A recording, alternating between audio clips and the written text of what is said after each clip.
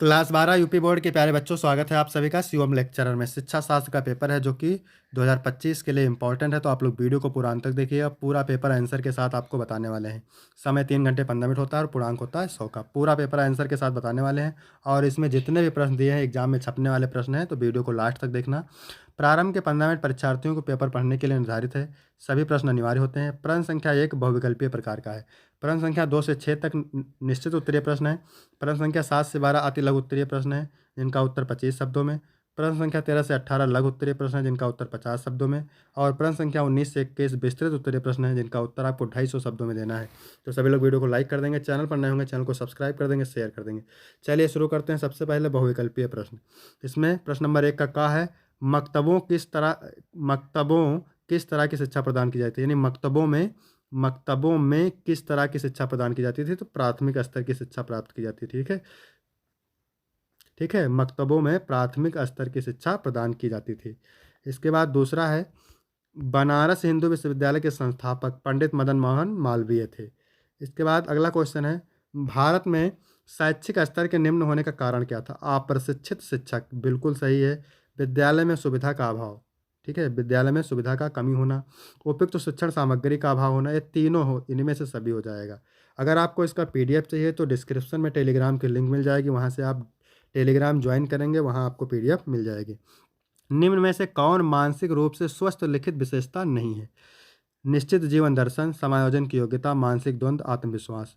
तो ये मानसिक द्वंद्व नहीं है। ठीक है, ये निश्चित जीवन दर्शन, समायोजन की योग्यता और आत्मविश्वास, ये तीनों स्वस्थ लिखित विशेषता हैं मानसिक की, लेकिन मानसिक द्वंद्व नहीं है। तो यहाँ पर नहीं पूछा है, तो आपका सी ऑप्शन करेक्ट हो जाएगा। इसके बाद है 1 का अंगा नंबर। मैकडूगल के अनुसार मूल प्रवृत्तियों की संख्या कितनी है। तो 14, बी ऑप्शन करेक्ट हो जाएगा। यहाँ तक हो गए 5 बहुविकल्पीय। इसके बाद है निश्चित उत्तरीय प्रश्न। ठीक है, एक वाक्य में उत्तर देना है, एक सेंटेंस में, और 1 नंबर मिलेगा आपको। बिस्मिल्लाह रस्म का संबंध किस धर्म से है। तो ये इस्लाम धर्म से है। बिस्मिल्लाह रस्म का संबंध इस्लाम धर्म से है। शिक्षा के अधोमुखी छनाई सिद्धांत का विचार किसने दिया। छनाई का सिद्धांत दिया था लॉर्ड मैकाले ने। किसने छनाई का सिद्धांत दिया था। लॉर्ड मैकाले ने। इसके बाद चौथा नंबर है भूकंप की तीव्रता का मापन किस स्केल पर होता है। तो ये रिक्टर पैमाने पर होता है। रिक्टर पैमाने पर। व्यक्तित्व मापन के प्रासंगिक अंतर्बोध परीक्षण का निर्माण किसने किया था। तो ये हेनरी मरे ने किया था। इसके बाद है सर्वप्रथम स्याही धब्बा परीक्षण किसने किया था। तो ये हरमन रोसार्क ने किया था। किसने किया था। हरमन रोसार्क ने किया था। अब यहाँ हम बात करेंगे अति लघु उत्तरीय प्रश्न में। उत्तर 25 शब्दों में देना है और प्रत्येक उत्तर के लिए आपको 4 अंक मिलेगा। पर्यावरण शिक्षा की आवश्यकता पर प्रकाश डालिए। तो पर्यावरण शिक्षा आवश्यक है क्योंकि यह प्राकृतिक संसाधनों के संरक्षण, प्रदूषण नियंत्रण और सतत विकास के प्रति जागरूकता बढ़ाती है, जिसमें लोग पर्यावरण सुरक्षा में सक्रिय भूमिका निभा सकें। 8वां नंबर है अवरोधन के 4 कारण बताइए। तो अवरोधन के 4 कारण निम्न है। पहला है ध्यान भंग, बाहरी शोर, मोबाइल या अन्य कारकों से ध्यान केंद्रित न कर पाना। पूर्व ज्ञान, पहले से सीखी गई जानकारी नई जानकारी के अधिग्रहण में बाधा डाल सकती है।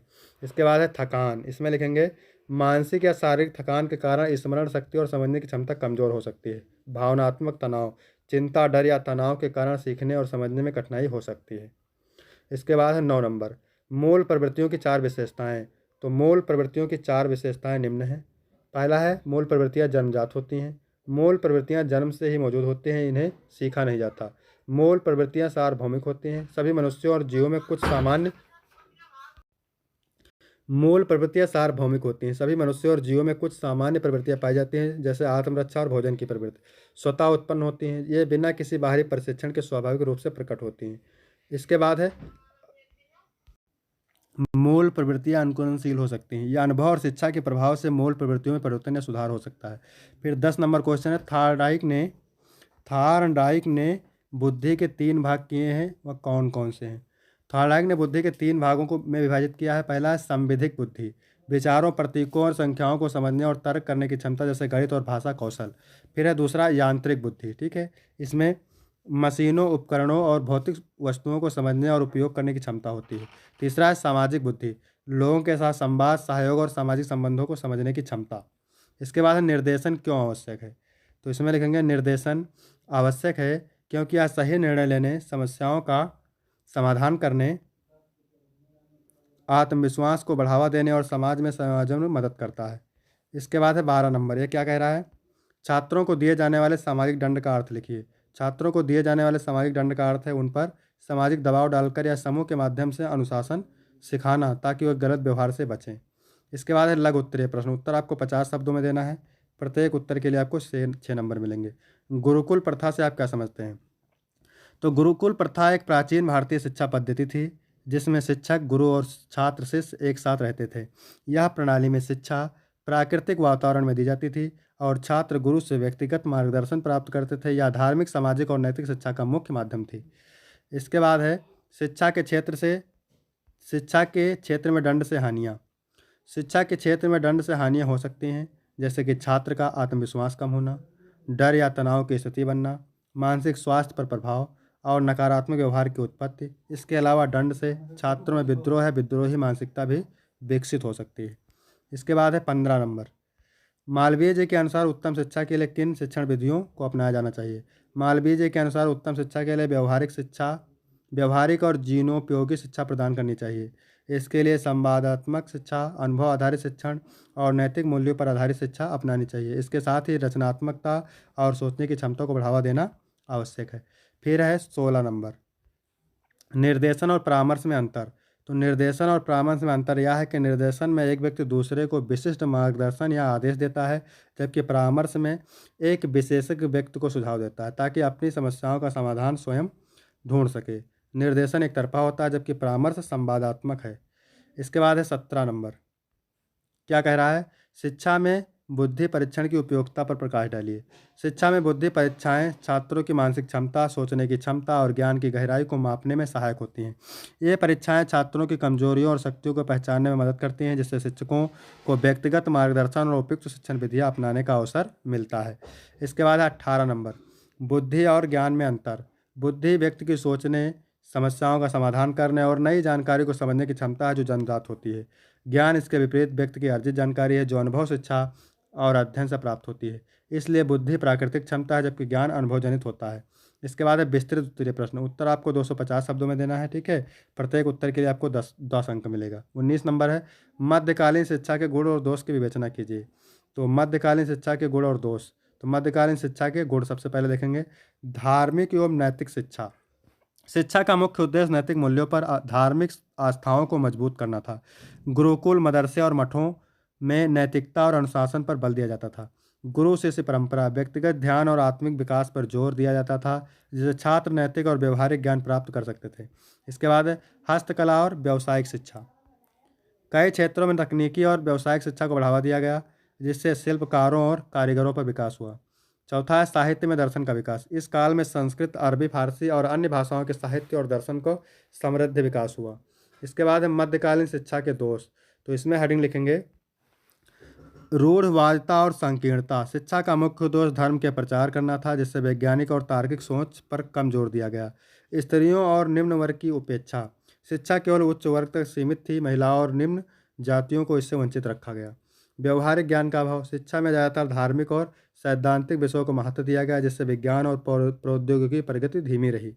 इसके बाद अगली हेडिंग है अनुपलब्धता और संकीर्ण पाठ्यक्रम।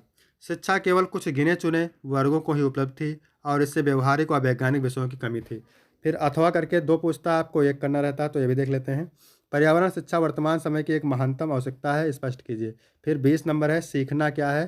थार्डाइक के अनुसार सीखने के मुख्य नियमों का वर्णन कीजिए। सीखना क्या है? सीखना एक सतत प्रक्रिया है जिसके द्वारा व्यक्ति अनुभव, अभ्यास और अध्ययन के माध्यम से नए ज्ञान, कौशल, दृष्टिकोण और व्यवहार अर्जित करता है। यह केवल सूचनाओं को याद रखना नहीं, बल्कि अनुभवों के आधार पर नए उत्तरदायित्व को समझना और अपनाना है। इसके बाद थार्डाइक के अनुसार सीखने के मुख्य नियम। पहला है, एडवर्ड एल थार्डाइक एक प्रसिद्ध शिक्षा शास्त्री थे जिन्होंने सीखने के संयोगवाद सिद्धांत को प्रस्तुत किया।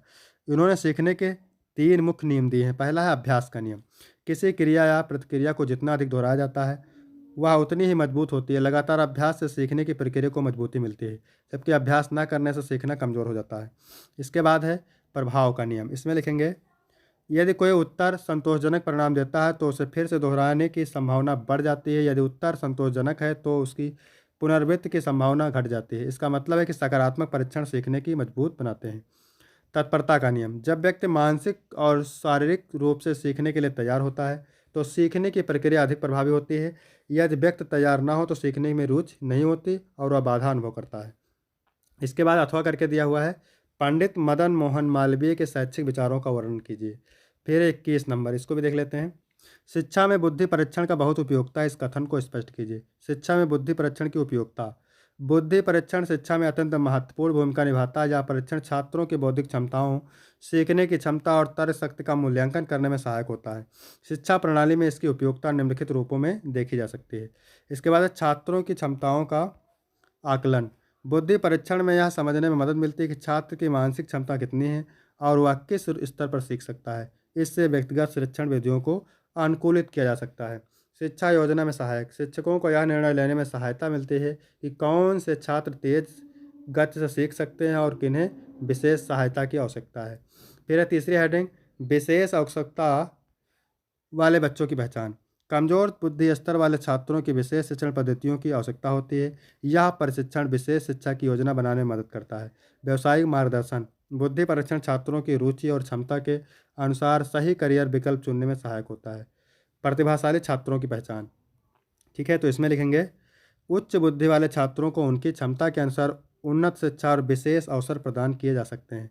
फिर अथवा करके दिया हुआ है, व्यक्तित्व क्या है, ये वह कौन से कारक हैं जो व्यक्तित्व को प्रभावित करते हैं। ठीक है, यहाँ तक वीडियो कंप्लीट हुआ। वीडियो कैसा लगा? वीडियो अच्छा लगा तो वीडियो को लाइक करेंगे, चैनल को सब्सक्राइब करेंगे। धन्यवाद।